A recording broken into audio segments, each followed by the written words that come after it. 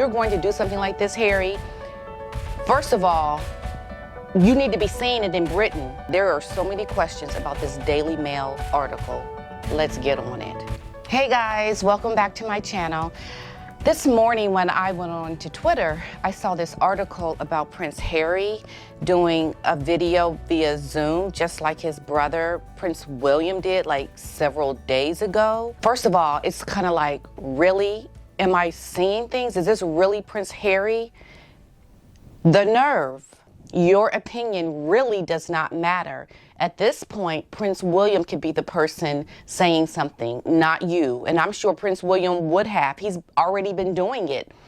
And to me, it sounds like your wife put you up to this. This is not something that you should have done. See, I'm going to go through this article because reading this today just got me, I couldn't even speak. I was like, bruh.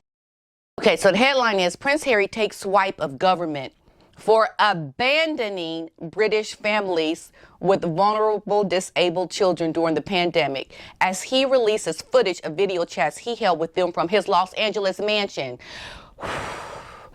Really, I need to bring my ghetto down because it's getting ready to unleash, because this is crazy. You seriously had the audacity to call out anybody for abandoning something?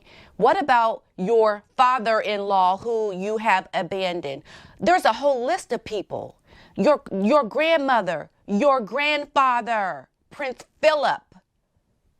You have the nerve to call out other people for abandoning the people, the vulnerable people. You have family that are already vulnerable that you know, Prince Harry. Prince Harry really has lost all senses. I think someone really needs to go get him out of California, because this article right here shows that the man has just lost it. The healthcare workers, they're like listening on Zoom and, you know, they're smiling and being nice and cordial while Prince Harry is just, you know, talking about how you guys are the ones that are taking care of all the children and you guys really need to be taken care of. And he's going on and they're just smiling. And I know they're like, why don't you get your butt over here? You ain't even over here. I know they're just trying to be cordial and nice, because I can see behind that smile that they are like, the nerve. Whatever you read about Britain, they don't want to hear from you. I know you read it, but when you read it, you keep reading and you keep it moving.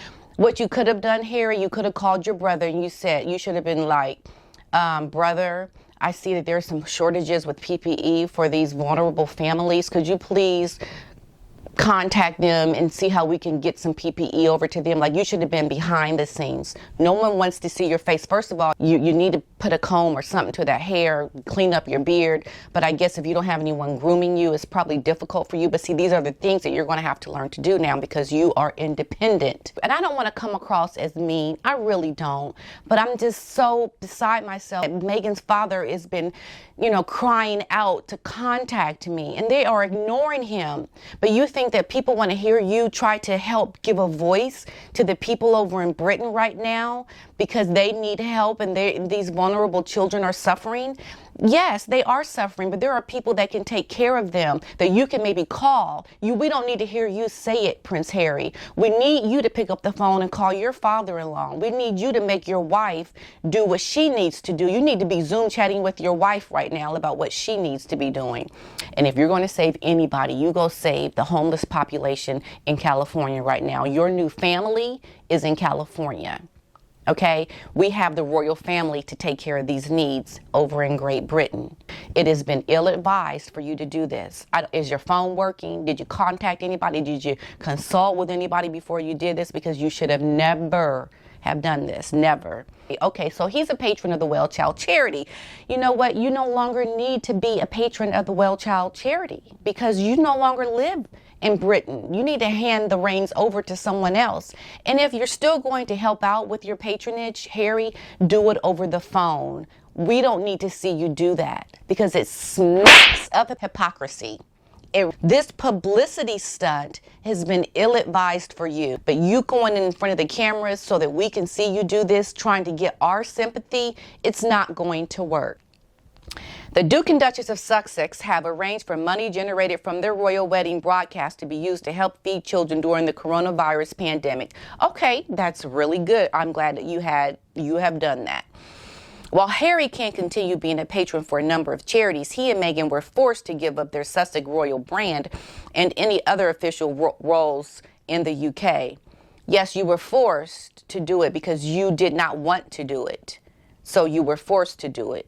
So let's be clear about how the forcing of not being a part of the royal family happened. You didn't want to do it. You no longer wanted to serve the people from the front lines in Britain. You wanted to serve it from behind the front lines in your multi-million-dollar mansion. But speaking from the U.S., he tried to reassure families, saying if the equipment is hard to get in, it's hard to actually visit people, just being able to speak to each other on Zoom, FaceTime, being able to communicate, to draw strength from other people. That's what is important. Yes, it is really important, Harry. Have you thought about how your father-in-law is doing during this time? You would think that you would contact him because he is someone that you actually should be caring about right now.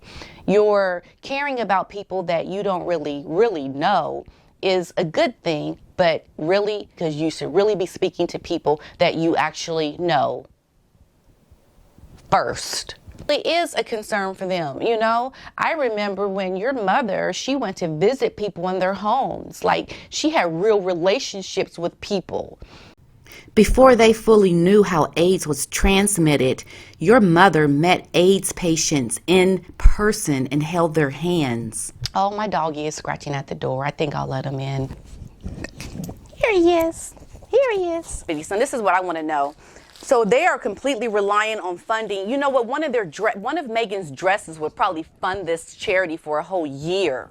Funding, but yet people who give to this charity probably wouldn't need to take care of this charity if Meghan would just wear a simple dress from Ross or from Target.